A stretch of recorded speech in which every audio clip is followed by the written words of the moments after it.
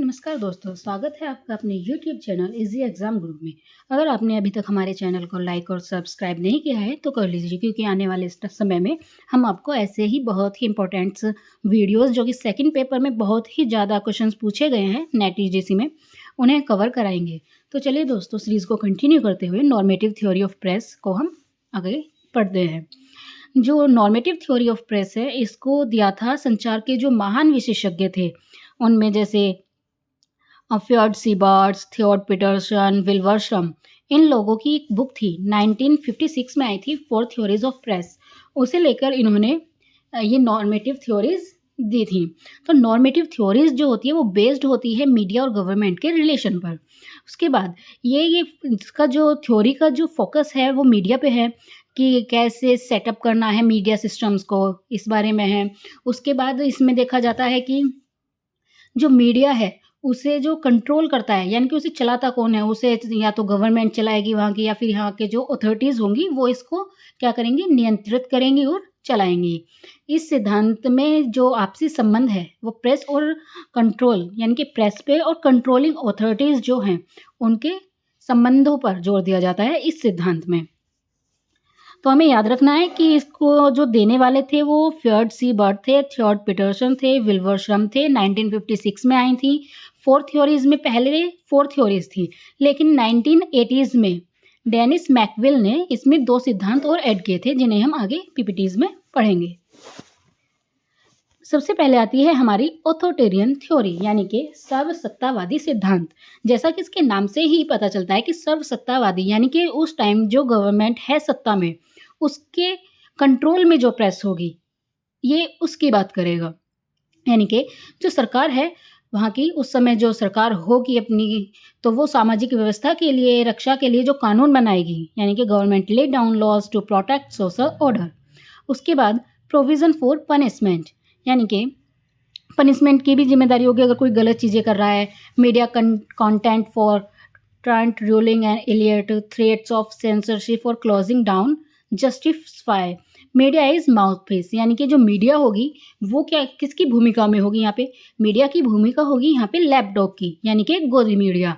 जैसा सरकार बोलेगी वैसी ही मीडिया आपको चीज़ें या ट्रांसफ़र करती रहेंगी, वैसे ही न्यूज़ आपको प्रोवाइड होंगी। उसके बाद नो इंडिपेंडेंस टू जर्नलिस्ट, यहाँ पे जो जर्नलिस्ट होते हैं उन्हें स्वतंत्रता नहीं है कि वो अपनी बातें कह सकें, अपने शब्दों में कह सकें। उनके जो मुँह में होती है वो गवर्नमेंट शब्द देती है, उनके दिखाए हुए शब्द, लिखे हुए शब्द वो ही मीडिया आप तक पहुँचाती है।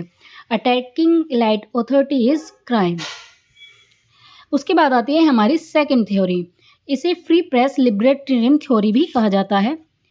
और जो हमारी साइबर्ट की लिबरेटन थ्योरी थी, यानी कि सेकंड प्रेस जो है, सेकंड थ्योरी जो है हमारी नॉर्मेटिव थ्योरी की, जो साइबर्ट की लिबरेटरियन थ्योरी है, इसको मैकवेल डेनिस ने फ्री प्रेस थ्योरी की संज्ञा भी दी है। यहाँ पे जो बात होती है वो संस्कृति, तकनीकी और सामाजिक विकास की स्थिति को उच्च, यानी कि इसमें देखा जाता है कि ये चीज़ें का लेवल जो है वो क्या है, यानी कि हमारी संस्कृति कैसी है, तकनीकी कैसी है, और हमारा सोशल डेवलपमेंट है वो भी कैसा हो रहा है। यहाँ पे जो हमारी मीडिया सिस्टम होती हैं या उसके माध्यम जो होते हैं उन पे गवर्नमेंट का कोई कंट्रोल नहीं रहता। यहाँ पे हम एकदम फ्रीली हैं, आज़ाद होती है एकदम प्रेस हमारी।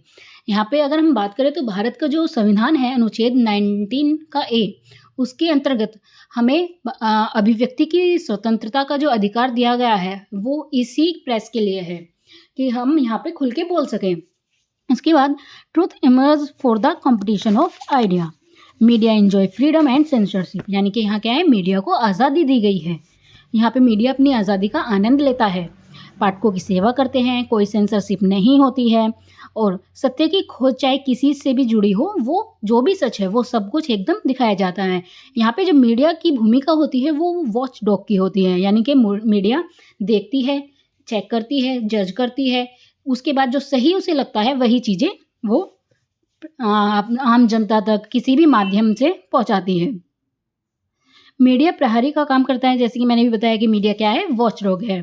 रिले ऑन एड्स और ऑनरशिप, नॉट एब्सोल्यूट फ्री। अब आते हैं हम अपनी नेक्स्ट थ्योरी पे, सोवियत मीडिया थ्योरी 1928 एंड 32।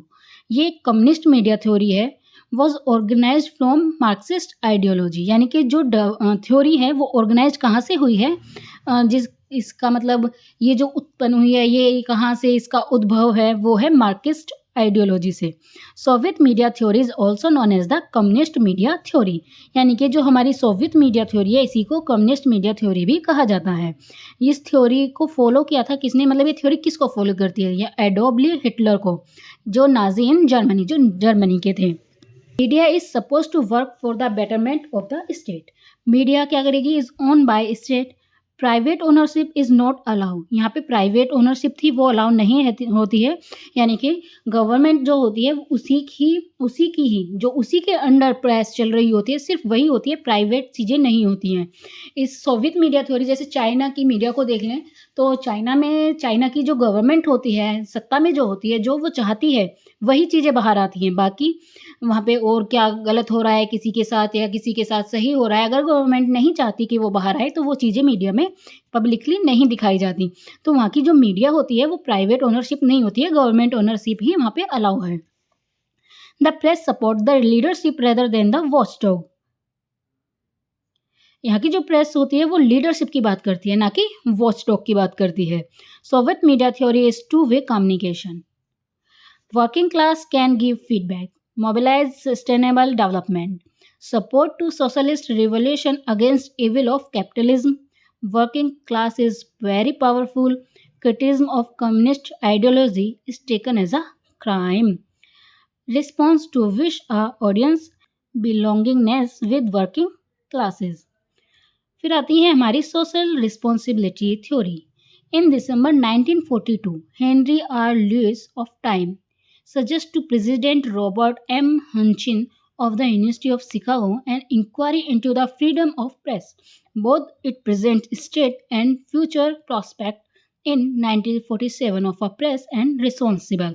यानी कि इसमें क्या है कि जो हमारी प्रेस है वो फ्री भी हो, उसके पास सोशल रिस्पॉन्सिबिलिटी भी हो। ऐसा नहीं है कि वो कोई भी चीज़ दिखा दे जिससे दंगे फसाद हो, तो रिस्पॉन्सिबिलिटी के साथ काम करने की जो सिद्धांत है या रिस्पॉन्सिबिलिटी के साथ जो काम करना चाहिए, रूल्स और रेगुलेशन को फॉलो करते हुए, वो हमारी सोशल रिस्पॉन्सिबिलिटी थ्योरी में आता है। इसमें जो जन माध्यम होता है या सामाजिक विकास में सहायक जो लोग होते हैं, सूचना होती हैं, समाचार जो होते हैं और विचार जो होते हैं, या कोई सिद्धांत का जो प्रतिपादक का मानना है इसमें, इस थ्योरी में, कि अगर हम कोई चीज़ दिखा रहे हैं तो वो चीज़ ऐसी हो कि जिससे कि दंगे फसाद ना हो, जो समाज को डेवलप करने में हेल्प करे। उस उत्तरदायित्व को समझते हुए हमें मीडिया के माध्यम से जो सूचनाएं हैं वो आम जनता तक पहुंचानी है। आज हमने ये 4 थ्योरी ऑफ प्रेस कंप्लीट की हैं। नेक्स्ट में हम जो 1980s में डेनिस मैकविल ने जो 2 थ्योरीज इसमें ऐड की थी वो हम अपने नेक्स्ट वीडियो में करेंगे। तो अगर आपने हमारे चैनल को लाइक और सब्सक्राइब नहीं किया है, अगली वीडियोस जो भी बहुत इंपॉर्टेंट होने वाली हैं वो हम आप तक पहुंचाएंगे, तो प्लीज़ हमारे चैनल को लाइक एंड सब्सक्राइब कीजिए। Thank you.